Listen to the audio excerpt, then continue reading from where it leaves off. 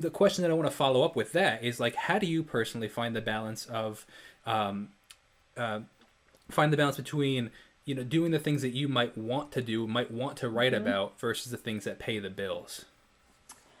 Yeah.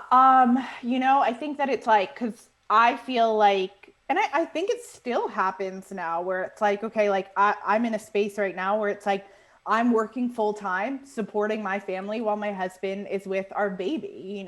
And like that's not something that like we talk about a ton in our world of like it's still very like I guess edgy. I don't know. But I wish that we talked about it more. But I think when you get into that space, like a project might come along that you're not that passionate about, that you don't necessarily want to do, but it is a good paycheck. And I think at some point, like, you make those choices and those Mm, sacrifices to support your family and to do what you have to do. And like, I think that like there is that balance, but I will tell you that there was like so long that I did projects that just hmm. like did not light me up inside. I did not like them. I did a lot of ghost writing. I did plenty of things that were not my passion, but I knew this is the next step to get me to where I want to go. And also, if I treat all of this as a learning experience, then something is going to come out of it? Absolutely. It is so Like, funny. Sorry. oh It no, is so go, go. so funny to see some of the things that I've done over the years that Yes. be like, "Oh, wow, you know, I'm grateful that I did that because now blank." Now, you know, like it is so interesting Yes. to see how all these things piggyback onto the next thing. It's like when I graduated from college and I moved to New York, my job was supposed to be a liaison for a non governmental organization at the United Nations. So it's like, everyone's like, oh, that's such an impressive Quite the title. title. And Exactly. yeah, and I will tell you, there was literally no work for me. Like Hmm. no work. I had to create the work. I had to Hmm. just like show up at the UN and pick what meetings I was going to go to and figure it out. And like I was able to thankfully like build myself up to like a part-time position, but it was not a full-time position. They always say the guy that was before me the year before, he like just wanted to hang out in New York City all the time. And so he said it was a full time position. It was not. But I like went out looking for work and I lived in the Bronx and I found a preschool right next door and I became a preschool teacher. And I didn't even know if I liked kids or not. Like I wasn't sure, but like I wanted to fill some kind of need. And I remember like getting to know the woman who like ran this preschool and like ran this life center. And I went to her and I said, like, hey, like, I could continue to be a preschool teacher, like, if that's what you really need from me. And I was like, but I noticed that you don't have a website, you don't have a Facebook, you don't really have any kind of online presence. So, like, people can't find you. And, like, I'm good at that stuff.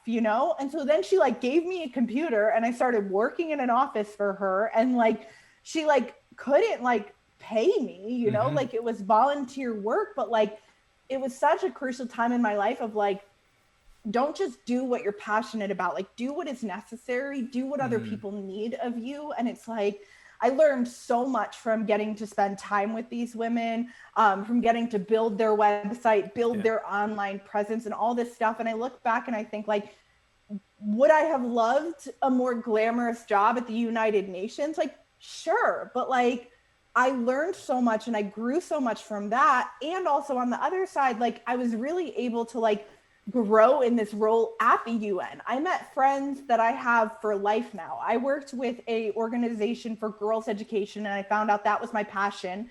And like I got to be a researcher for them. And the Mm. reason that I stepped into my first full-time job at Save the Children was because I was there at the UN. But like it meant that I had to like go out there. I had to introduce myself to people. I had to do some work that I didn't necessarily want to do, but like I said yes to like everything that I could get my hands on because Yeah. I knew it was going to be part of my experience. Absolutely.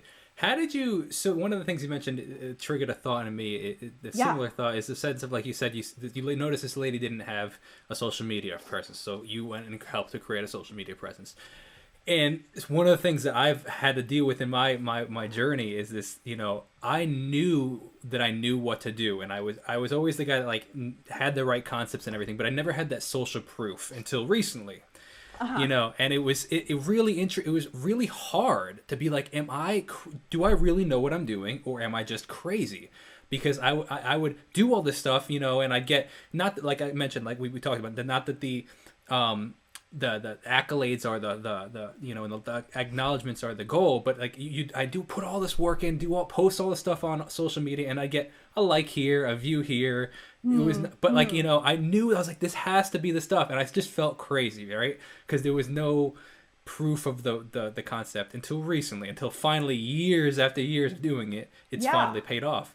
And I think that's something that I think needs to be talked about more often, is like, you know, sometimes you just have to accept the fact that you might look crazy in front of your friends or your family, and you might look like the guy that, you know, that doesn't know what they're doing, and or flopping around. But I'd love to know your perspective on that. Was there ever a time like that you felt like people thought you might have been crazy for trying this, or it took a while for you to actually receive the goals that you were trying to go for, right? You know, but you were doing it for so long. You're sowing the seeds for so long.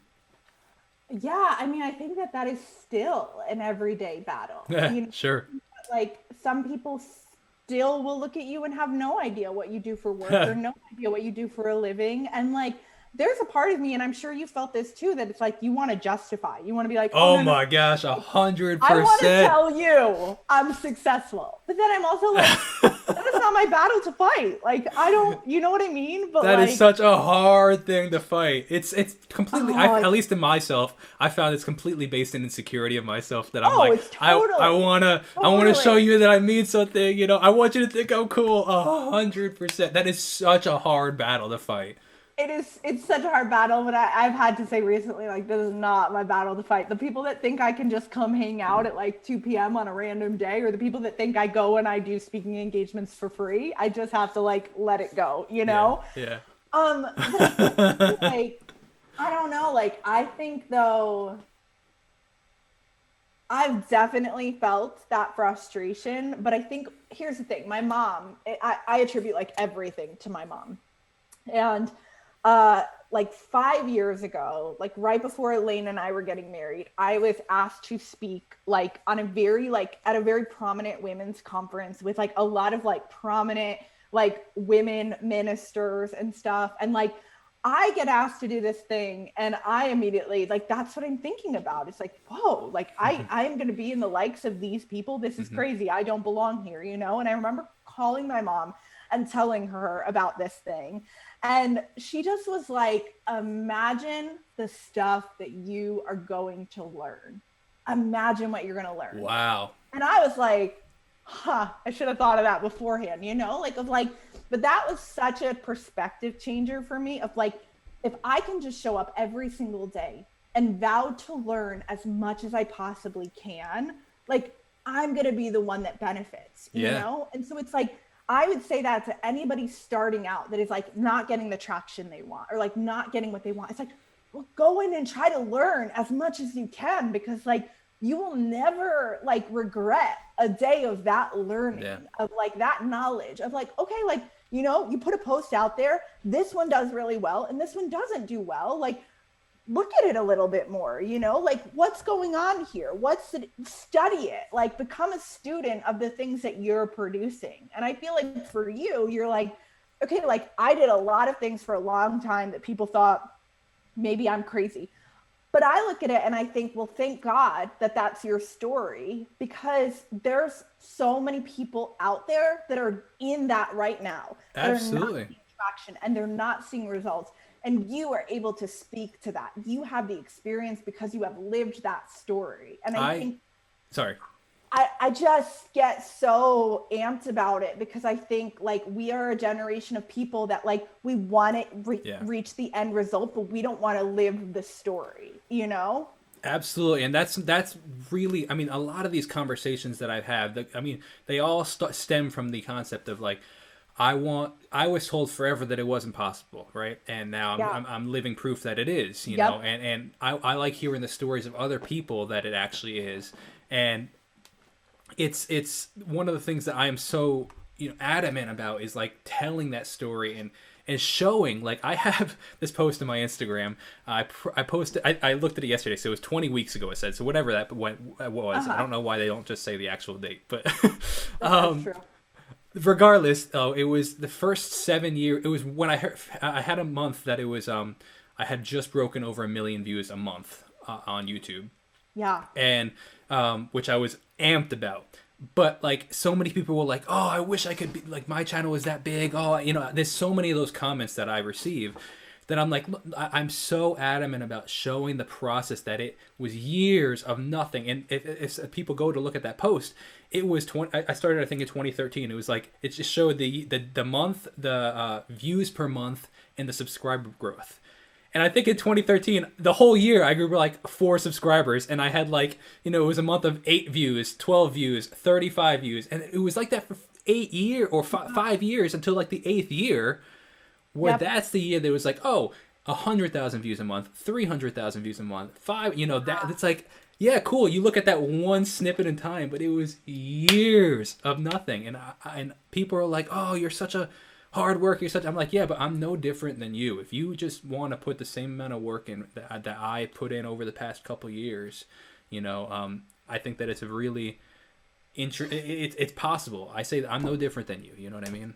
I 100% agree with you, and I think like staying faithful to like an avenue or a medium, whatever that is. I think the problem right now is that everybody wants to be everything. Yeah. Like it's like, oh, well, like I could have a blog, but I could also be on YouTube, but I could also be a podcast host, and there's like so many things that people want to chase after. And I'm like, just pick one avenue and just stick with it. Like be consistent with it. Like I like started my blog 10 years ago, and same thing of like, I'm writing and I like know the people that are like reading my blog posts. I like go to college with them and stuff. It's my mom. And, like readers start to show up that are like, I don't know them. I don't know that person in the UK. Okay, this is kind of cool. And like your readership starts to grow and grow. But like what I realized over time is that like, I started to get more and more like unhappy in some of the spaces that I was in, like, I'm like, oh, okay. Like now I feel like I have to do this to keep up. And now I feel like I have to do this to keep up. And when I did 1.5 years ago is I went right back to the blog. That had always been my favorite thing. That had always been my love. And I said, I'm going to like recommission myself to this space. And it has been so good for me because that is the element like that I love creating in. And then I'm able to show up on all these other platforms like social media, Instagram and Twitter and all this stuff, and share the thing that I created from my heart in this space, in my main avenue. Interesting.